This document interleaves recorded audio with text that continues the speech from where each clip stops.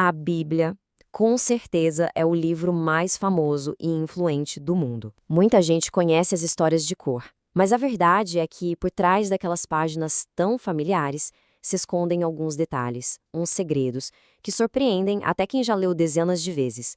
Que tal a gente descobrir alguns deles? Essa é uma pergunta e tanto, né? Afinal, é um livro estudado há milênios. A gente pode até pensar que não tem mais nada de novo para descobrir, mas olha, garanto que tem. Vamos mergulhar em algumas curiosidades que mostram como esse livro é único, de um jeito que talvez nunca se tenha imaginado. Vamos começar com uma que, para mim, é talvez a maior surpresa de todas, e ela tem a ver com a figura mais importante da história toda. Parece inacreditável, mas é a mais pura verdade. Em um livro que dá tantos detalhes sobre lugares, famílias, batalhas, não existe uma linha sequer dizendo a cor dos olhos, do cabelo ou a altura de Jesus.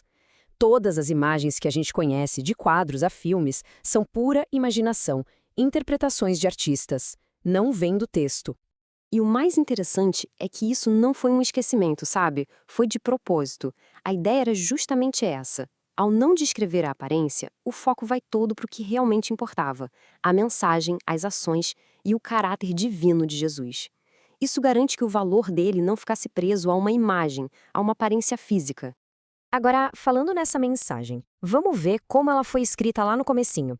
Porque, claro, a Bíblia que a gente lê em português é uma tradução. Os textos originais são, na verdade, um mosaico de idiomas bem fascinante. Pois é, os textos originais não foram escritos em uma língua só, mas em três. A maior parte do Antigo Testamento veio em hebraico, uma língua bem direta e forte. Depois temos o aramaico, que era a língua falada no dia a dia na época do exílio e que muito provavelmente era a língua que Jesus falava. E por fim, o Novo Testamento foi todo escrito em grego koiné, que era tipo a língua universal da época, perfeita para explicar as ideias teológicas mais complexas do Evangelho. Agora, tenta imaginar o seguinte: como encontrar uma passagem específica num livro, sem capítulos nem versículos? Parece impossível, né? Pois é, mas era exatamente assim que a Bíblia original funcionava. É isso mesmo. Os autores originais escreveram tudo em rolos, num texto contínuo, sem nenhuma divisão, sem esses números que hoje em dia são essenciais para a gente poder estudar, citar ou simplesmente encontrar uma passagem. E essa organização toda é surpreendentemente nova.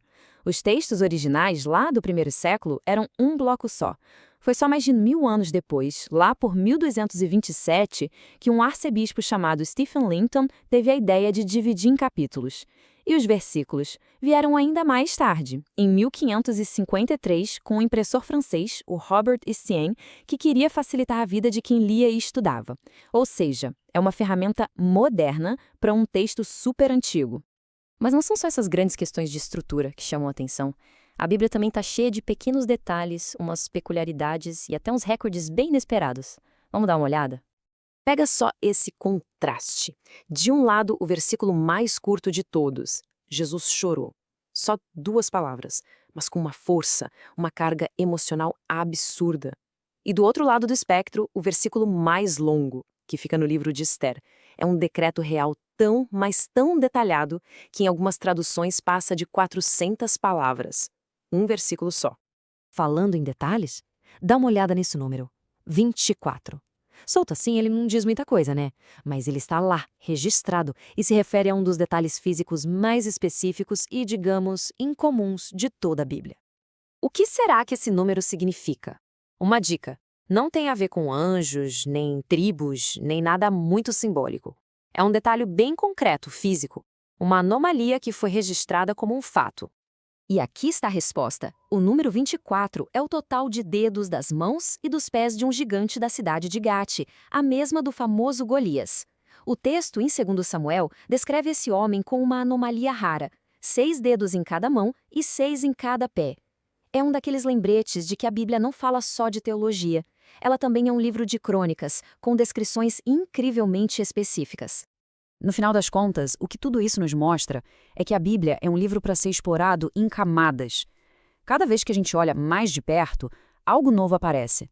Uma decisão teológica por trás de uma omissão, a riqueza dos idiomas originais, a modernidade da sua estrutura e até esses pequenos detalhes que a tornam um registro histórico sem igual.